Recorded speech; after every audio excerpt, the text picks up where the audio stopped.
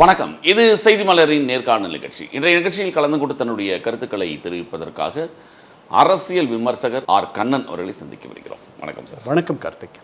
Sir, இந்த கரெக்டாக ஒரு 30 நாள் கிட்ட ஆக போது தாவேக்காவோட ஆட்சி, விஜய் தலைமையிலான தாவேக்கா ஆட்சி, இது பற்றி கடும் விமர்சனங்கள் எதிர்கட்சிகளால் தொடர்ந்து வைக்கப்படுது. சட்டம் ஒழுங்கு பற்றியும் பல்வேறு பிரச்சனைகள் பற்றியும் தொடர்ந்து வைக்கப்படுது. அந்த அமைச்சர்கள் செயல்பாடுகள் பற்றிலாம் எதிர்கட்சிகள் விமர்சனம் வைக்கப்படுது. நீங்கள் இந்த 30 நாள் ஆட்சியை எப்படி நீங்கள் பார்க்குறீங்க? இல்லை, இவர்கள் புதியவர்கள், இவங்களுக்கு போதுமான அளவு நீங்கள் ஒரு நேரம் தரணும். தொடக்கத்தில் சில அமைச்சர்களுடைய ஒரு சிலருடைய நடவடிக்கைகள் கொஞ்சம் இவர்கள் புதியவர்கள் அப்படின்றத நமக்கு காட்டுற மாதிரி இருந்துச்சு, வெளிச்சம் போட்டு காட்டுற மாதிரி இருந்துச்சு. இவர்கள் பொது வாழ்க்கைக்கு புதியவர்கள், இந்த அமைச்சர் பொறுப்புக்கு புதியவர்கள், அரசியலுக்கு புதியவர்கள் அப்படின்றது தெரிஞ்சது. ஏன்னா இதுக்கு முன்னாடி இந்த மாதிரி ஒன்று நடந்ததில்லை. அதாவது ஒரு சிலர் பொது வாழ்க்கைக்கு புதியதாக வருவது அப்படின்றது முன்னாடி நடந்த திராவிட இயக்க வெற்றிகள் எல்லாம் நம்ம பார்த்தோம். ஆனால் பெரும்பாலானவர்கள் ஒரு பொது வாழ்க்கைக்கு இவ்வளவு நாள் அவர்களுக்கு பொது வாழ்க்கைனா என்னன்னே தெரியாது. அவர்கள் பொது வாழ்க்கைக்கு வந்திருக்கிறதே முதலமைச்சர் விஜயனுடைய தலைமையை ஏற்று வந்திருக்கிறார். அவர்கள் அவர்களுக்கு தெரியல, அவர்களை வழிகாட்டுவதற்கு சரியான ஆட்கள் அல்லது தலைவர்கள் அவர்களுடைய இயக்கத்திலோ அல்லது அரசிலோ இல்லை. இதையெல்லாம் தவிர்த்திருக்கலாம். எப்படி தவிர்த்திருக்கலாம் அப்படின்னா, அவர்களுக்கு ஒரு பயிற்சி முகாம் நடத்தியிருக்கலாம். ஒரு 2 வாரம் மாலையில் ஒரு 2 மணி நேரம் அவர்களுக்கு அரசு, நிர்வாகம், பொதுமக்களோடு எப்படி பேசுறது, ஒரு சோதனைக்கு போகிறாங்கன்னா என்ன மாதிரியான கேள்விகளை கேட்கணும், எதை விசாரிக்கணும், எதை விசாரிக்கக்கூடாது, எப்படி ஒரு அமைச்சராக இருக்கும் பொழுது ஒரு பொதுவெளியில் ஒரு பக்குவமாக நடந்து கொள்ள வேண்டும். நாம் இந்த பொறுப்புக்கு வர்றதுக்கு முன்னாடி இருந்த நிலைமை வேறு, இந்த பொறுப்புக்கு வந்த பிறகு ஒரு பெரிய சுமையை நம்ம தாங்கிக்கிட்டு இருக்கோம். அதனால் இந்த மாதிரியான இவர்கள் செய்திருக்கலாம். அதை செஞ்ச மாதிரி தெரியலை. அதுக்கு நிறைய பேர் இருக்காங்க அவங்களுக்கு வழிகாட்டுறதுக்கு. ஸோ அந்த எண்ணம் அவர்களுக்கு வராமல் கட்சியிலே இருக்காங்களே, செங்கோட்டையன் போன்றவர்கள் இருக்காங்க. பழைய முன்னாள் மேனாள் ஐஏஎஸ் அதிகாரிகள், ஐபிஎஸ் அதிகாரிகள், பழைய இந்து அறநிலைத்துறை ஆணையர்கள், பல துறைகளில் இருக்கக்கூடிய நிபுணர்கள், ஓய்வு பெற்றவர்கள், பழைய அரசு இல்லை அதுக்கு முந்தைய அரசில் இருந்தவர்கள். உங்களுக்கு நீங்கள் அவங்கள பார்க்குறீங்க, நீங்கள் கூட தேடி போய் பார்க்கலாம். ஒரு அமைச்சர் புதிதாக ஒரு குறிப்பிட்ட துறைக்கு வருகிறார் என்றால் அதற்கு முன்னாடி இருந்த அமைச்சர்கள், பழைய திமுக அமைச்சர்கள் உங்களுக்கு அரசியல் எதிரிகள், அவங்கள போய் பார்க்க வேண்டிய அவசியம் இல்லை. அது கூட தப்பு இல்லைன்னு நான் நினைக்கிறேன். அதில் என்ன தப்பு இருக்குது? பழைய அமைச்சர்களை பார்க்குறது, உங்களுக்கு என்ன பிரச்சனை இருந்துச்சு, இதை எப்படி நீங்கள் கையாண்டீங்க? அந்த அளவுக்கு தமிழக அரசியல் ஆரோக்கியமாக இருக்கான்ற ஒரு கேள்வி. இல்லை அந்த அளவுக்கு இல்லை. பட் ஓரளவுக்கு ஒரு மாற்றம் தெரியுதில்ல. முதல்வர் மேனாள் முதல்வரை போய் பார்க்குறார், துணை முதல்வரை பார்க்குறார், அவங்க வீட்டில் போய் பார்க்குறார், அதெல்லாம் நடந்திருக்குல்ல. அப்புறம் பல தலைவர்களை போய் பார்த்துருக்கிறார். அண்ணாவுக்கு பிறகு அந்த மாதிரி பண்ண ஒரே தலைவர் இவர் தானே. அதனால் இன்னும் இவர்களெல்லாம் புதியவர்கள் தானே. இவர்களுக்கு தனிப்பட்ட முறையில் என்ன இந்த காழ்ப்புணர்ச்சி இருக்குது, அதுதான் சொல்கிறேன். அதனால் போய் பார்க்கலாம் யாரை வேணாலும். இவர்கள் இப்போது நிதியமைச்சராக இருக்கிறவர் தங்கம் தென்னரசை பார்ப்பதில் ஒன்றும் தவறில்லை. ஏன்னா அவர் பல ஆண்டுகள் நிதியமைச்சராக இருந்திருக்கிறார். அவருடைய அனுபவங்களை சொல்ல போகிறார்.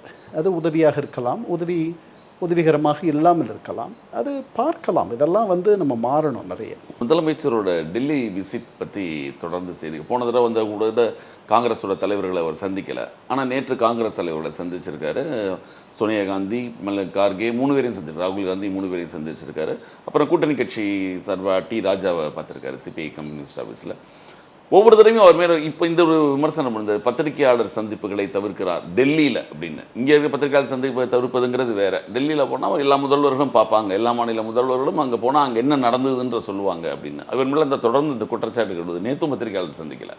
இல்லை, பார்க்கலாம்னு தான் நான் நினைக்கிறேன். அது என்ன அவர் என்ன நினச்சிட்ருக்காருன்னு நமக்கு சரியாக தெரியல.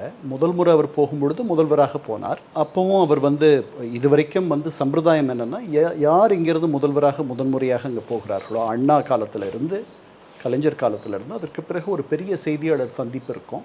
அவங்களே அழைச்சி பேசுவாங்க. அதெல்லாம் நடந்திருக்கு முன்னாடி. ஜெயலலிதா அம்மையார் கூட அதை பண்ணாங்க. எம்ஜிஆர் அந்த அளவுக்கு பண்ணாரான்னு எனக்கு தெரியல. ஆனால் அவர் செய்தியாளர்களை அப்பப்போ வாய்ப்பு இருக்கும்போது சந்திச்சார். அவர் பெரிய அளவில் செய்தியாளர்களை சந்திப்பதை அவர் விரும்பவில்லை. வச்சு சந்திக்கிற அவர் விரும்பவில்லை. ஏன்னா அவருக்கு தர்ம சங்கடமான கேள்விகளை அவர்கள் எழுப்புவார்கள் அப்படின்ற மாதிரி அவர் நினைச்சிருக்கலாம், அல்லது அது தேவையில்லை என்ற அளவுக்கு அந்த உயரத்தில் அவர் இருந்தார். இங்கேயே திமுக சார்பாக தான் ஊடகங்கள் இயங்குது அப்படின்ற மாதிரி இவங்க நினைக்க கூட செஞ்சுருக்கலாம் இல்லையா? இருக்கலாம். ஆனால் அவர் டெல்லியில் வந்து அவருக்கு அந்த மாதிரி சார்பான ஊடகங்கள் கொஞ்சம் தான் இருக்க போகிறாங்க. தேசிய அளவில் தேசிய நீரோட்டத்தில் இருக்கக்கூடிய ஊடகங்கள் தான் அவரை கேள்வி கேட்க போகிறாங்க. பொதுவாக ஆங்கில ஊடகங்கள், கொஞ்சம் ஹிந்தி ஊடகங்கள், கொஞ்சம் தமிழ் ஊடகங்கள் கேட்க போகிறாங்க. அவர் பொதுவாக ஒரு பதில் சொல்லலாம். அந்த செய்தியாளர் சந்திப்பு எப்படி போகுதுன்றதை பார்த்து அவர் அதுக்கு பிறகு ஒரு முடிவெடுக்கலாம். இதை வந்து அவர் மாற்றிக்கணும்னு தான் நான் நினைக்கிறேன். திமுக சார்பில்னு சொல்லும்போது ஸ்டாலின் அவர்களே சொல்லும்போது ஒரு 6 மாதம் வந்து அவங்களை டிஸ்டர்ப் பண்ண மாட்டோம் அப்படின்ற மாதிரி தான் சொன்னார், அவகாசம் கொடுப்போன்னு.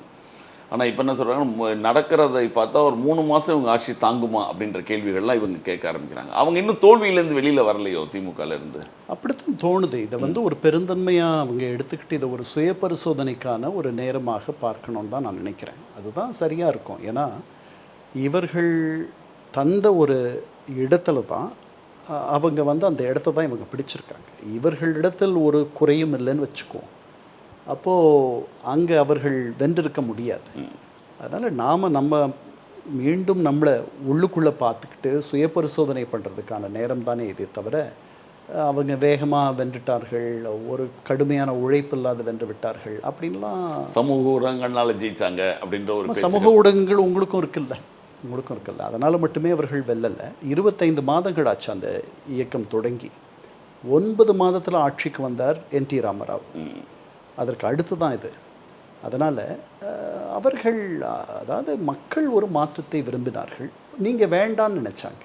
அதாவது இந்த ஸ்டேட்டஸ்கோ, இப்போ இருக்கக்கூடிய இந்த சூழல் மாறணுன்றது தான் அவங்களுடைய எண்ணம்.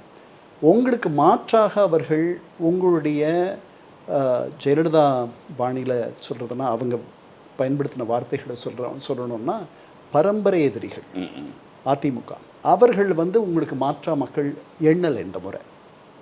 அதுக்கு பதில் இன்னொரு புதிய மாற்றத்தை அவர்கள் விரும்பினார்கள். அந்த மாற்றத்தை தரக்கூடிய இடத்தில் தாவேகா இருந்துச்சு. அதனால் இந்த வெற்றிடத்தை உருவாக்கியது நீங்கள் தான். இல்லை, இவங்க ஒரு பக்கம் அந்த தோல்வியிலேருந்து வெளியில் வரல. அதிமுக ஒரு மிகப்பெரிய இயக்கமாக, அதிமுக இன்னும் முழுதாக வெளியே, அங்கே ஏற்பட்ட குழப்பங்கள், ரொம்ப அதிகமான குழப்பங்கள் அதிகரிச்சுட்டே தான் போகுது. எல்லோரும் ஒன்று சேர்ந்துட்டாங்க அப்படின்னு நினச்சாலும் அது சரியா அப்படிங்கிற ஒரு கேள்வி இருக்குது. இல்லை, ஜெயலலிதா அம்மையாரினுடைய மறைவுக்கு பிறகு அஇஅதிமுகவினுடைய மிக முக்கிய பிரச்சனையாக யார் அந்த கட்சியை கைப்பற்றுவது, அதுதான் முக்கியமான ஒரு கேள்வியாக இன்னைக்கு வரைக்கும். அம்மையார் இறந்து 2016 டிசம்பர். ஆமாம், இன்றைக்கி வந்து நமக்கு 10 ஆண்டுகள் ஆயிடுச்சு. இந்த 10 ஆண்டுகளாக எடப்பாடியின் முன் தொக்கியிருக்கிற ஒரே கேள்வி, இந்த கட்சியை நான் எப்படி கைப்பற்றுவது, எப்படி பற்றுவது, எப்படி இதில் என்னுடைய தலைமையை நான் ஸ்திரப்படுத்தி கொள்வது, இதுதான் அவர். அப்போது அவருடைய பிரதான எதிரியாக இருந்திருக்க வேண்டிய திமுக மறைந்து போய் அவருடைய எதிரிகளாக யாரெல்லாம் வலம் வந்தார்கள்னா சசிகலா, தினகரன், ஓபிஎஸ், அதுக்கப்புறம் சமீப காலங்களில் சி.வி. சண்முகம், வேலுமணி கொஞ்ச நாள், இப்போ திருப்பி அவர் வேண்டியவராக மாறிட்டார். இந்த மாதிரி அதாவது நீங்கள் உள்ளுக்குள்ளேயே உள் சண்டையே வந்து உங்களுக்கு முழு நேரம், உங்களுக்கு அதுவே முழு நேரம் நீங்கள் பண்ணுறீங்க. அப்போ வெளியில் எப்படி உங்களுடைய உண்மையான அரசியல் எதிரிகளை, அரசியல் போட்டியாளர்களை எப்படி சமாளிப்பீர்கள்? அதனால தான் இப்படி ஆயிடுச்சு. அந்த அரசியல் போட்டியாளிங்க சொல்கிறக்கூடிய தீய சக்தி அப்படின்னு ஜெயலலிதாவும் எம்ஜிஆரும் சொன்ன அவங்களோட இவங்க கூட்டணி வைக்கக்கூடிய நிலைமை போனது இன்னும் அவங்களுக்கு பிரச்சனையாகிடுச்சு இல்லையா? அதை மக்கள் மறந்துடுவாங்கன்னு நினைக்கிறேன். அதெல்லாம் அந்த 4 நாள் நடந்த கூத்து, அவலம், அதெல்லாம் மக்கள் வேகமாக மறந்துடுவாங்க. நாளாவட்டத்தில் இந்த திராவிட இயக்கங்கள் இரண்டும் ஒன்று சேர்ந்து வேலை செய்வதற்கான ஒரு சூழல் கூட உருவாகலாம். இந்த சக்தியை எதிர்ப்பதற்கு தாங்கள் 2 பேரும் ஒரு அளவில் ஒரே கோட்டில் இணைஞ்சாதான் அதை பண்ண முடியுன்ற ஒரு எண்ணம் அவர்களுக்கு வந்துருச்சுன்னா அந்த மாயம் கூட நடக்கலாம். ஓஹோ. ஏன்னா இந்த 2 கட்சிகளாக இருப்பதற்கு காரணம் என்ன? ஒரு 2 பெரிய தலைவர்களுக்கு இடையில் ஏற்பட்ட மனஸ்தாபம். அவங்க 2 பேரும் இல்லை, அவங்க போயிட்டாங்க. இப்போ ஒரு புதிய அரசியல் எதிரி உருவாகியிருக்காங்க. அந்த அரசியல் எதிரியை நீங்கள் வெற்றி கொள்ளணும்னா நீங்கள் புதிய வியூகங்களை வகுக்கணும். உங்களுக்கு நீங்கள் அதிமுக சார்ந்திருக்கிற பாஜக ஒரு பெரிய வலிமையான கட்சி இல்லை. திமுக இதுவரை சார்ந்திருந்த காங்கிரஸ் அவங்களோட இல்லை. அப்போ அவர்களுக்கு பக்கத்துணையாக பெரிதாக அந்த பக்கமும் யாரும் இல்லை. அஇஅதிமுக பக்கம் இருக்கிறவர்கள் கூட கொஞ்சம் நாளில் அவர்கள் தொடர்ந்து இருப்பாங்களான்றதெல்லாம் ஒரு கேள்விக்குறி. இப்படி இருக்கும் பொழுது நான் சொல்கிறது ஒரு இன்னையிலிருந்து சில ஆண்டுகள் பல ஆண்டுகளுக்கு பிறகு இந்த இரண்டு கட்சிகள் ஒரே கொள்கைகளை சொல்லக்கூடிய ஓரளவுக்கு கட்சிகள் இருக்க வேண்டிய அவசியம் இல்லைன்ற மாதிரி தான் இருக்கும். ஏற்கனவே ஒரு தடவை இணைப்புக்கான முயற்சி நடந்தது இல்லையா? முதல்ல அது தொடக்கத்தில் எம்ஜிஆர் தான் அதை வேணும்னு சொன்னார். ஏன் வேணும்னு சொன்னார்னு தெரியல. 77 தொடங்கி 78 79 அந்த சந்திப்பு அதிகாரப்பூர்வமாகவே நடந்துச்சு. செப்டம்பர் 13 1979 அரசு விருந்தினர் மாளிகையில் அப்போ இருந்த மத்திய அமைச்சர் பிஜு பட்நாயக், பழைய ஒடிஷா முதல்வர் நவீன் பட்நாயக்கினுடைய தந்தை, அவர் இவங்க ரெண்டு பேரையும் இணைக்கிற முயற்சியில் ஈடுபட்டார். அதற்கு காரணம் என்னென்னா, அவர் இருந்த அமைச்சரவையினுடைய தலைவராக இருந்த பிரதமராக இருந்த சரண் சிங் இவங்க ரெண்டு பேரும் இணைஞ்சிட்டா இங்கே இருக்கிற பாண்டிச்சேரி உட்பட 40 இடங்களிலும் இவர்களே வெல்வார்கள். இந்திரா காந்தியை இந்த பக்கம் அவர்கள் காலூன்ற விடாமல் செய்துவிட வேண்டும் அப்படின்ற எண்ணத்தில் அவர் அப்படி பண்ணார். இங்கே கரூர் கோபால்னு சொல்லிட்டு ஒருத்தர் துணை அமைச்சராக இருந்தார் அவருடைய அமைச்சரவையில். அவராலையும் இந்த முயற்சி எடுக்கப்பட்டு, ஆனால் இதுக்கு முன்னாடியே இவர்களெல்லாம் தலையிடுறதுக்கு முன்னாடியே எம்ஜிஆரே இந்த மாதிரி ஒரு இணைப்பை விரும்பினதாக எழுத்தாளர் சோலை சொல்கிறார். அவர் சொல்லி திராவிட கழகத்தினுடைய தலைவர் வீரமணி பல முறை தூது போயிருக்கிறார் ரெண்டு தரப்புலையும். இது எதிர்காலத்தில் நடக்கிறதுக்கான வாய்ப்புகள் இருக்குது. இல்லை, அதுதான் அவர்களே அவங்க மனஸ்தாபத்தை கடந்து ஒன்றாக சேரலான்ற ஒரு அளவில் இறங்கி செப்டம்பர் 13 பார்த்தார்கள். 40 நிமிஷம் தனியாக எம்ஜிஆரும் கலைஞர் கருணாநிதியும் மட்டும் தனியாக சந்திச்சுக்கிட்டாங்க. 6 கோரிக்கைகளை கலைஞர் கருணாநிதி வைத்தார். அதில் மிக கடினமான கோரிக்கை என்பது 9,000 ரூபாய் உச்சவரம்பு இடஒதுக்கீட்டுக்கு ஆண்டு ஒன்றுக்கு வருமானம் அப்படின்ட்டு எம்ஜிஆர் கொண்டு வந்திருந்தார். அதை நீங்கள் விலக்கிக்கணும்னார். அதுக்கும் எம்ஜிஆர் தயாராக இருந்தார். ஆனால் அந்த இணைப்பு முயற்சி நடக்காமல் போனதற்கு பண்ருட்டி ராமச்சந்திரன் காரணம் என்று பின்னாடி கலைஞர் சொன்னார். ஏன்னா பண்ருட்டி என்கிட்ட என்ன சொன்னார்னா, மேலளவில் மேல் மட்டத்தில் தலைவர்கள் மத்தியில் ஒருவேளை சேர்ந்துடலாம், கீழே அந்த இணைப்பு நடக்காது.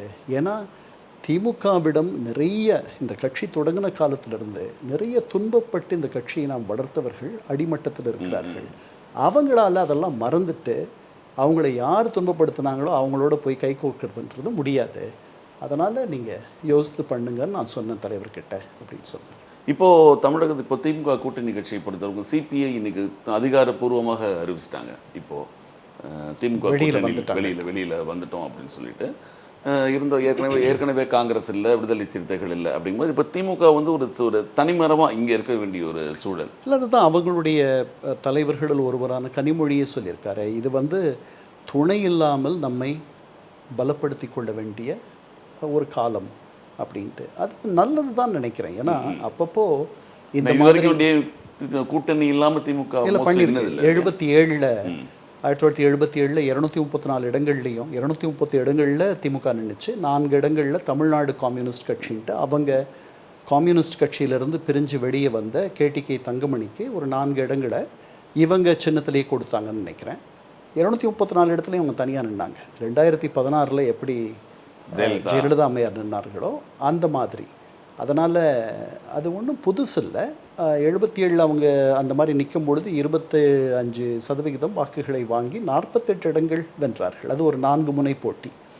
ஒரு மிகப்பெரிய கட்டமைப்பு உள்ள ஒரு இயக்கம் அப்படின்னா இந்தியாவில் நீங்கள் எடுத்துக்கிட்டிங்கன்னா வெகு சில இயக்கங்களில் ஒரு இயக்கம் திராவிட முன்னேற்றக் கழகம். அதனுடைய பெரிய கஷ்டம் அல்லது அதற்கு இருக்கக்கூடிய பெரிய சிக்கல் என்னென்னா, இன்றைக்கி இருக்க இளைஞர்கள்கிட்ட அந்த கட்சி அவர்களால் கடத்த முடியல. அது ஒன்று. அப்புறம் தாய்மார்கள் வசம் பொதுவாக தாய்மார்கள் அந்த பெரிய பரிவாகவோ ஆதரவாகவோ பொதுவாக இருந்ததில்லை. எம்ஜிஆர் காலத்திலிருந்தே அதையும் அவர்கள் சில நேரங்களில் கொஞ்சம் மாறுச்சு. எடப்பாடியெல்லாம் வந்த பிறகு அது மாறுச்சு அவர்களுடைய நலத்திட்டங்கள். ஆனால் அது மட்டுமே போதாது. இப்போ புறப்பட்டு இருக்கிற ஒரு புதிய சவால், இப்போ புறப்பட்டு இருக்க ஒரு புதிய சக்தி. இந்த சக்தியை வெல்வதற்கு அவர்கள் பல முனைகளில் இருந்து போரிட வேண்டியிருக்கும். இது எம்ஜிஆர் கிடையாது, இது ஜெயலலிதா கிடையாது. அவர்களெல்லாம் நீங்கள் ஒரு எதிரியோட திருப்பி திருப்பி போர் பண்ணிங்கன்னா எதிரியினுடைய வியூகங்களை நீங்கள் கண்டுபிடிச்சிடலாம். அதனால தான் ஒரு சீன அறிஞர் சொல்கிறாரு, அடிக்கடி எதிரியோட நீ போர் பண்ணக்கூடாது. உன்னுடைய குறை நிறை, உன்னுடைய வியூக அமைப்பு, நீ எப்படியெல்லாம் யோசிக்கிற, இதையெல்லாம் அவன் வேகமாக கண்டுபிடிச்சிருவான். அதனால் அதிகமாக உன்னை பற்றி அவன் தெரிஞ்சுக்கிற அளவுக்கு நீ வந்து அவனோட மோதக்கூடாது. அந்த மாதிரி இல்லை இது. அவர்கள் 2 பேருக்கும் தெரியும், தொடர்ந்து மோதி கொண்டிருந்தார்கள். என்ன இவர் என்ன பண்ணுவார், அவர் என்ன பண்ணுவார், யாரை நிறுத்துவார் இவருக்கு எதிராக? பலம்புரிஜான் சொல்கிறாரு, நீங்கள் போய் எங்கேயும் பிரச்சாரம் பண்ண வேண்டாம், நீங்கள் சென்னையில் புருஷோகத்தில் நில்லுங்க, பேராசிரியர் அன்பழகனை எதிர்த்து.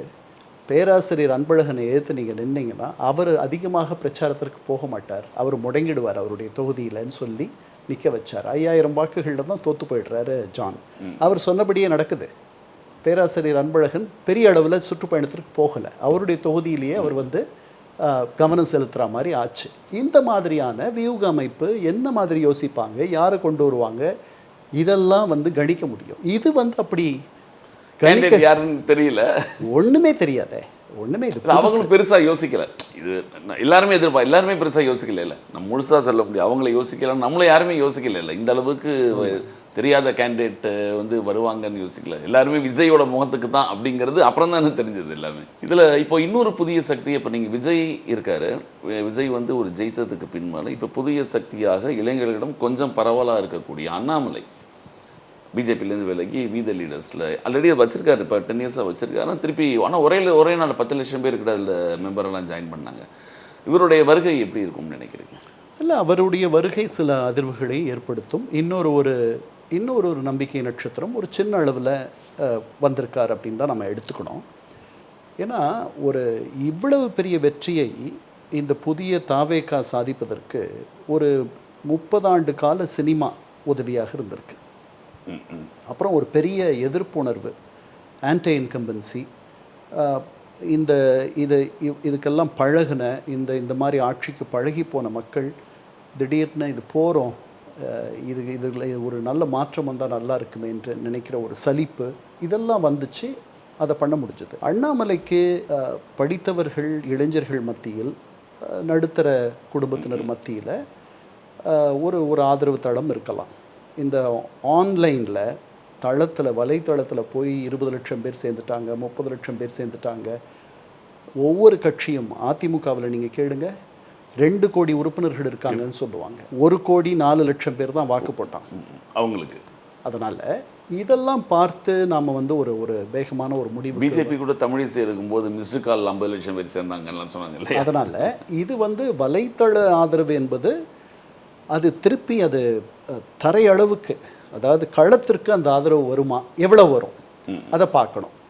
பெண்கள் மத்தியில் அந்த ஆதரவு இருக்குமா, அப்புறம் வந்து கிராமப்புறங்களில் அந்த ஆதரவு எப்படி போய் சேரும், இதெல்லாம் வந்து எளிமையாக கொண்டு போய் சேர்க்கக்கூடிய ஒரு ஊடகம் வந்து சினிமா. அதனால் நாம் அதையும் இதையும் வந்து ஒன்றா பார்த்துட முடியாது. ஆனால் அவர் ஒரு நம்பிக்கை நட்சத்திரம். ஒரு சில பேருக்கு அவர் ஒரு நம்பிக்கை நட்சத்திரம். எப்படி சீமான் ஒரு நம்பிக்கை நட்சத்திரமாக சில பேருக்கு இருக்கிறாரோ அந்த மாதிரி எனக்கு அதிகபட்சம் அவருடைய அரசியலினுடைய வெற்றி வந்து ஒருவேளை சீமானை ஒத்து இருக்குமோ அப்படின்ற அளவு தான் நான் நினைக்கிறேன். ஒருவேளை அவர் இல்லாதது தமிழ்நாடு பிஜேபிக்கு ஏதாவது ஒரு இழப்பு இருக்குமா? இழப்பும் இல்லை, பெரிய ஆதாயமும் இல்லைன்னு தான் நான் நினைக்கிறேன். ஏன்னா அந்த லாஸ்ட் டயத்தில் அவர் அந்த பிஜேபிக்குள்ளே இருந்தக்கூடிய யங்ஸ்டர்ஸ் எல்லாருமே வந்து இவரோட சப்போர்ட்டில் இருந்தாங்க. அதனால தான் கடைசி கட்டங்களில் நிறைய பேர் வந்து ஒரு அதிருப்தியில் இருந்தாங்க. ஸோ இவர் வெளியில் வந்தோன்னா தொடர்ந்து சில பேர் வெளியில் வந்துட்டு இருக்காங்க. மேலோட்டமாக அப்படி தெரியுது. பாஜகவுக்குன்ட்டு இருக்கக்கூடிய ஆதரவு தளத்தில் ஒரு சின்ன ஒரு ஓட்டை விழுந்திருக்கலாம் இவர் வெளியே போனதுனால. ஆனால் இவர் வெளியில் இருந்தாலும் கூட ஒரு மென்மையான பாஜக முகத்தை தான் அவர் அணிந்து கொண்டிருக்கிறார். அதனால் அது எல்லாருக்கும் தெரியும். இல்லை, இது அவங்களோட பிளான்ற மாதிரிலாம் சில அப்படின்னு சில பேர் தமிழ்நாடு அதை சார் டைரெக்டாக பிஜேபி இங்கே காலூன்ற முடியாதுனால அண்ணாமலை மூலமாக ஒரு முயற்சி பண்ணுறாங்க. இல்லை, அப்படித்தான் வந்து பல டெல்லியில் இருக்கக்கூடிய பாஜகவின் மீது பரிவாக இருக்கக்கூடிய கருத்து சொல்பவர்களே அதை அவங்க சொல்கிறாங்க. அந்த மாதிரி தான் அதற்கு வாய்ப்பு இருக்குன்னு தான் நானும் நினைக்கிறேன். ஏன்னா அந்த இப்போ அவர் வந்ததுலேருந்தே அந்த பேச்சுகள் தான் தொடர்ந்து. அவருக்கு பல்வேறு அங்கே சங்கடங்கள் இருந்திருக்கலாம், ஒதுக்கி வைக்கப்பட்டார்னு சொன்னாலுமே. இல்லை அது அப்படி ஏன்னா நீங்கள் பாருங்கள், அவர் போகிறாரு, அவர் போய் உள்துறை அமைச்சரை சந்திக்கிறாரு. அந்த படங்களெல்லாம் நீங்கள் பார்க்கும் பொழுது பிரிஞ்சு போகிறவங்க சந்திப்பு மாதிரியாக இருக்குது. அப்படி இல்லை, அது வந்து ஏதோ அந்த சந்திப்பு வந்து நல்லா நல்லா பண்ணுங்க, நல்லபடியாக வாங்க, நீங்கள் வந்தால் எல்லாருக்கும் நல்லதுன்னு சொல்கிற மாதிரியான ஒரு சந்திப்பாக தான் அது எனக்கு தெரியுது. அதனால் இப்போ என்னதான் முன்னாள் தமிழக தலைவராக இவர் இருந்தாலும் 14 கோடி உறுப்பினர்கள் இருக்காங்க பாஜகவில். இவர் அடிப்படை உறுப்பினர் பதவியிலிருந்து வெளியே வரார். அடிப்படை உறுப்பினர் பதவியிலிருந்து வேறு யாராவது வெளியில் வந்தாங்கன்னா இந்த மாதிரி ஒரு அறிக்கை தருவாங்களா? அதுக்கு பிறகு உங்களுடைய விலகலை ஏற்றுக்கொண்டேன் அப்படின்ட்டு ஒரு பொதுச் செயலாளர் அறிக்கை தரார். அதனால் இது எல்லாருக்கும் இது நடக்காது. அதனால் இது வந்து கோரியோகிராஃப்டுன்னு ஆங்கிலத்தில் சொல்லுவார்கள் இல்லை, ஒரு நடனம் எப்படி காலசைவு, எப்படி கையசைவு, எந்த தாளத்திற்கு ஏற்ற மாதிரி பண்ணணுன்ற மாதிரி, அந்த மாதிரி கோரியோகிராஃப்டாக இருக்க மாதிரி தான் எனக்கு தோணுது. காங்கிரஸ் இருக்கிற திமுக இல்லாத இந்தியா கூட்டணிக்கு என்ன மாதிரி எப்படி எங்கே எத்தனை பேர் இருக்காங்க, எத்தனை கூட்டணி இருக்கும்? அதாவது இதெல்லாம் பாஜகவுக்கு வலிமை சேர்க்கிற முயற்சி. ஏற்கனவே வந்து எதிரணி வந்து துண்டாக இருக்குது. அது அந்த இந்திய கூட்டணி என்பது ஒரு முரண்பட்ட கட்சிகளுடைய கூட்டணியாக இருக்குது. அது ஒரு பெரிய வலிமையான கூட்டணியாக இல்லை. அந்த இப்போ சமீபத்தில் அவர்கள் சந்தித்ததை பார்க்கும் பொழுது எல்லாமே தோல்வியுற்றவர்களுடைய ஒரு கூட்டமாக சந்திப்பாக இருந்துச்சு அது. அப்போ இதை தவிர வந்து நீங்கள் வெளியில் ஆம் ஆத்மி வெளியில் இருக்குது, வேறு சில கட்சிகள், சின்ன சின்ன கட்சிகள் வெளியில் இருக்குது, அக்காலிகளில் சில பேர் வெளியில் இருக்கலாம். அவர்களெல்லாம் வச்சு என்ன நீங்கள் ஒரு புதிய ஒரு 3வது அணியை உருவாக்கி எங்கே போவீங்க? இது வந்து என்னென்னா, உங்களை தேசிய அளவில் யாராவது உங்களை பார்க்கணும் அப்படின்னா நீங்கள் வலிமையான ஒரு பிராந்திய சக்தியாக, ஒரு மாநில கட்சியாக இருக்கணும். தானாக உங்களை தேடி வருவாங்க. இப்போ தாவேகாவுக்கு எத்தனை அழைப்புகள் வருமா இல்லையா? நமக்கு தெரியல வெளியில். ஆனால் கண்டிப்பாக இண்டி கூட்டணியிலிருந்து நாளைக்கு ஒரு அழைப்பு வந்தால் நாம் ஆச்சரியப்பட போகிறதில்லை. அவர் இடதுசாரிகளை சந்திக்கிறார், முதல்வர் காங்கிரஸ் தலைவர்களை சந்திக்கிறார் நேற்று. இதெல்லாம் எதுக்கு அடையாளமாக இருக்குது? ஒருவேளை அவர் அந்த இண்டி கூட்டணிக்கு அடுத்த அழைப்பு அவருக்கு வருவதற்கான வாய்ப்பு இருக்குது. அது வந்த உடனே திமுக முறையாக வெளியே வந்துடும். நான் இவர்கள் தனிமைப்படுத்தப்படுவதாக எண்ணினாலும் அது அவர்களுக்கு பெரிய பலம்னு தான் நான் நினைக்கிறேன். இது வந்து அவர்கள் ஆழ சுய பரிசோதனை செய்து இந்த கட்சியை மறு கட்டமைப்பு செய்து அடுத்த கட்டத்திற்கு நகர்த்துவதற்கு இது ஒரு அரிய வாய்ப்பு. ஒரு துன்பம் வந்தால் தான் ஒரு பெரிய ஏற்றம் வரும். அடுத்த 5 வருடம் கழித்து இவங்க இருந்துக்கலாம். ஆனால் அந்த அதிமுகவோட நிலைமை இன்னும் என்னன்றது முழுக்க தெரியல. அதிமுக கரைந்து கொஞ்சம் கொஞ்சமாக கரைந்து அது வந்து தாவேகாவில் சங்கமிச்சிரும் அப்படின்னு தான் நான் நினைக்கிறேன். கொஞ்சம் பேர் திமுகவை நோக்கி நகரலாம். ஆமாம். அதற்கு காரணம் என்னென்னா, திமுக எதிர்ப்பு அரசியலை முழு வீச்சோடு செய்யக்கூடிய இடத்தில் தாவேகா இருக்கு. அதனால் அதிமுகவுக்கு அங்கே இடமில்லை. விஜய் சொன்ன மாதிரி தான், அப்போவே திமுகவுக்கும் தாவேகாவுக்கும் தான் போட்டின்னு சொன்னது இப்போ உண்மையாயிடுச்சு இல்லையா? உண்மைதான். மிக்க நன்றி சார். தமிழகத்தோட அரசியல் சூழ்நிலைகளை பற்றி எங்களை விளக்கியதுக்கு மிக்க நன்றி. நிகழ்ச்சியில் கலந்து கொண்டதுக்கு தங்கள் மேலான